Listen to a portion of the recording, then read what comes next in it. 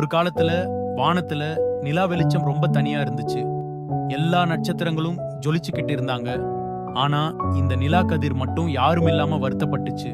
அப்போ தூரத்துல ஒரு மேகம் வந்துச்சு. இது பஞ்சு மாதிரி வெளுப்பா ரொம்ப மெதுவா நகர்ந்து வந்துச்சு. நிலா கதிர் அந்த மேகத்தை பார்த்து, நீ ஏன் கூட நட்பா இருக்கியான்னு கேட்டுச்சு.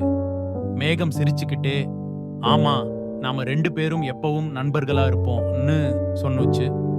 அதுல இருந்து அந்த நிலாக்கதிரும் மேகமும் சேர்ந்து வானத்துல ரொம்ப அழகா விளையாடினாங்க. சில நேரம் அவங்க 2 பேரும் சேர்ந்து பெரிய ஓவியம் வரைஞ்சாங்க. சில நேரம் ஒளிஞ்சும் புடிச்சும் விளையாடினாங்க. இப்படி தனியா இருந்த நிலாக்கதிருக்கு ஒரு நல்ல நண்பன் கிடைச்சது. அதனால நாம எப்பவும் யாரையும் தனியா விடக்கூடாது.